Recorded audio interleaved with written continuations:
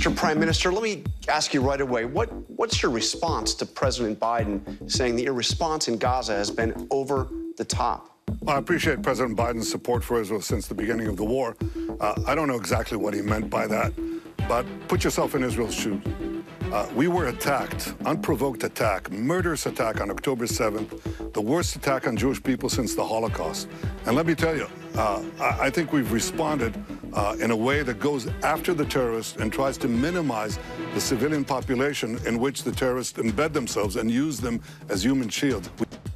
On our spotlight, Israeli Prime Minister Benjamin Netanyahu defending his military's operation and bombardments in Gaza in an interview with our ABC News chief Washington correspondent Jonathan Karl on This Week. Now, this coming after President Joe Biden criticized the military campaign, calling it over the top, given the staggering death toll and the dire humanitarian conditions in the war-torn territory.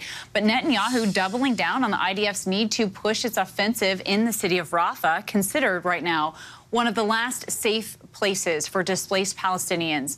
Over 1 million people have relocated there since the start of the war, and ahead of an expected ground invasion, essentially, they'll have nowhere left to go. I want to bring back our panel here, Barbara, Alencia, and joining us is our ABC News contributor and SiriusXM radio host Mike Muse, along with our ABC News national security and defense analyst Mick Mulroy. So thank you all for being here. Mick, let's start here with you. Look, Netanyahu made it clear that the fighting in Gaza will not be stopping anytime soon. But what does Israel need to do right now to minimize the civilian casualties and accomplish their goal? So, Kana, from the Israeli perspective, there's 4 battalions of Hamas in Rafah hiding behind civilians. They won't accomplish their objectives if they don't go and deal with it. However, from a humanitarian perspective, there's about 1.3 million people. So half the population of Gaza was relocated down there to avoid the fighting. They need to be able to leave in a humanitarian corridor to a safe zone where they can receive humanitarian assistance. And it needs to be all of those things, or we're going to have a serious crisis on it. We already do. We're going to have an even more serious crisis on our hands. And they will be fighting right in the vicinity of the Rafah crossing, which is where a vast majority of the aid comes into the country. So this is something I think the White House is very much focused on, that needs to be addressed before this final stage, hopefully the final stage of the war in Gaza takes place. And Barbara, to you, as this fighting intensifies and the global calls for a ceasefire also grow, could support for Israel potentially wane among some lawmakers here?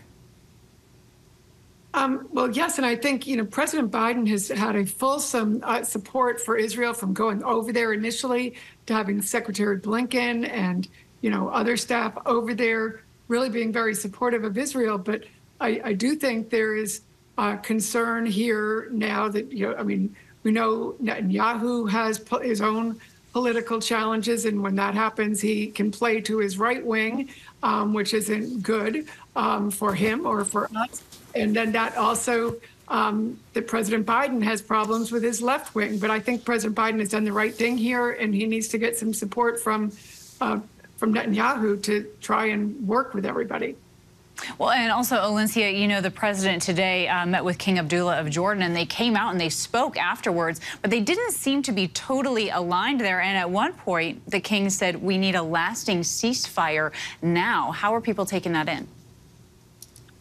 Listen, I think the reality here is that President Biden is in a tough position. Yes, he needs to continue to make sure that the United States has an ally in the Middle East, but he also recognizes the devastation, the nearly 30,000 Palestinians that have been killed since the beginning of this war. And that is what he is referring to as over the top. And so President Biden has to actually have an answer for these ceasefire calls, particularly as majority of the Democratic base, which also includes Muslim voting base in the United States, is supportive of that. And so it's good to see him pushing Netanyahu. It's frustrating to see Netanyahu come on American media and blatantly disrespect that. I think there are a lot of Democrats who want President Biden to go a lot further and a lot stronger in making sure that the Palestinian people are saved. And while Democrats may be saying that his term here of over the top, Mike, some are also criticizing the president, saying that at this point saying that is too late. Yeah, a lot of individuals have been looking for President Biden to be more forceful with Benjamin Netanyahu. President Biden and his staff has been privately addressing Benjamin Netanyahu and doing negotiations behind closed doors. I think now President Biden recognizes the need to have his thoughts and what they're thinking strategically become more public in order to let the American public know exactly what it is they're weighing out, which is, one, making sure that the Palestinian people are safe and have a place to go, in particular as they seemingly have nowhere to go being in Rafah. Second, making sure that they're able to engage with Benjamin Netanyahu and the partners in order to release the hostages. And third, and to ensure that the humanitarian crisis and aid is being met within that facility. And so I think it's time for President Biden to have more of a public and open discourse so that all of the American public can see how it is that he's thinking about how to resolve this very complicated issue, because the issue won't be solved overnight. Certainly not. Mike, Barbara, Alencia, and Mick, our thanks to all of you. Hi, everyone. George Stephanopoulos here. Thanks for checking out the ABC News YouTube channel. If you'd like to get more videos, show highlights, and watch live event coverage, click on the right over here to subscribe to our channel. And don't forget to download the ABC News app for breaking news alerts. Thanks for watching.